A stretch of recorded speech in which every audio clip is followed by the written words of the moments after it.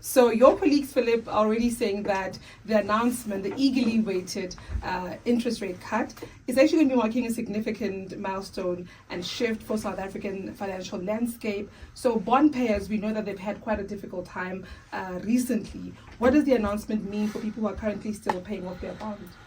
So the average 1 million rand bondholder will save 173 bucks on average, but it's not necessarily just stipend there. You also make use of other financial products, credit cards, and all of this will be affected by the drop in interest rate. I personally believe we coulda, woulda, shoulda dropped it a bit more to sort of stimulate the market. But this is what we're currently on. So I think that the average household can look at a saving which is going to free up their expendable income and take a bit of pressure off the economy in general. That plus the positive effect that the positive sentiments that the GNU has been sending, or because of that, we're attracting a lot of foreign investment, and I think the rand strengthening is also helping quite a bit. 173 rand, that's peanuts. No wonder why some economists have been, not welcoming. They've been criticizing this cut, really. Also saying that as an insult to South Africans. Well, yeah, that's what I say. I think we should have dropped it by 0.5. Looking at how the economy's been going, the positive trajectory we've been on, we should have and could have, I think, comfortably dropped it by a bit more, which would have added some stimulus. And someone who's just now, about to sign that bond for that bond, and they're about to buy their new property, what would you say to them? Because now they're thinking, should I fix the interest rate? Should I not? Should I? Yeah, the fixed interest rates. No. So, just ask a question.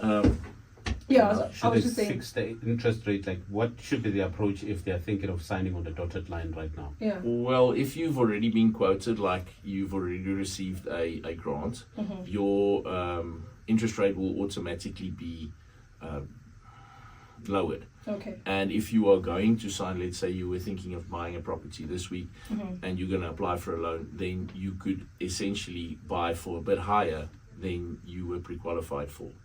Okay. Oh. Yeah, so it's some positive sentiments, like I was saying, you could increase the amount that you could spend. And for those that are looking at selling, so is this the market? No, well, I always say you make your money when you buy, not when you sell. The real asset class is long-term ownership of property and the equity derived from that. So if you hadn't have to sell by now, like let's say the market pressure was not enough for you to sell by now, I would say hang on for dear life, because your debt servicing is going to become cheaper.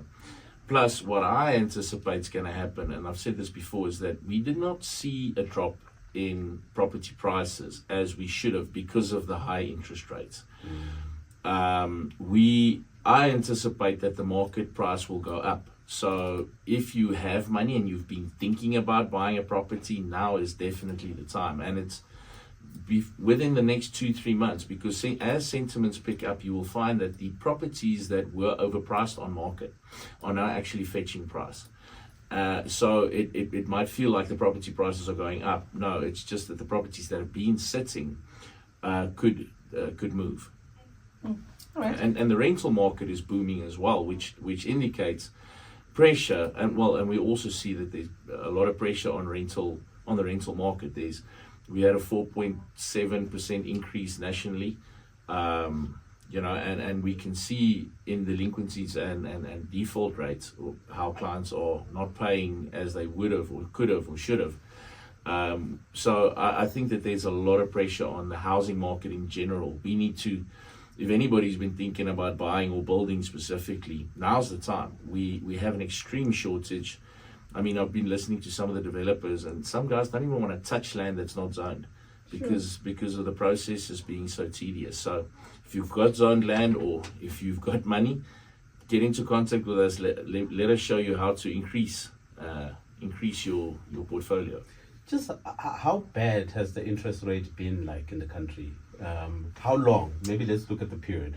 think since 2017. Since 2017, which brings me to my question, and I know it might be a lousy question to ask, but for people that are renting, their rent keeps going up while the landlord keeps getting relief if it goes down and down and down from here on. Yes. Yes. So if you had a buy-to-let property, you will be looking at a good horizon in future. If you were a tenant, your prices will still keep going up, and it's the old adage, when I was All conflation. oh, Chile, then you're wasting money. It's not fair. No? I had a client last week. Yeah. She called me. Actually, she listens to this to the cast, Yeah. and she actually qualifies for like 3 bob plus, and she's been renting for 10 years. Not just never taking the plunge and buying. So I would beseech all listeners, if you will, if you are in that situation renting for like 9 grand, but you can qualify for a 3 million rand house, let's take the plunge now, because the prices will go up after this, because demand will increase, because now it's suddenly more attainable to the market, especially when there's another drop. And with the strengthening rand, all of this just gets better. Fuel prices are set to drop. I read an article, 4 rand 72 is the drop they anticipate on the fuel price. Come on, that's a lot. Yeah. And that's going to also help stifle inflation.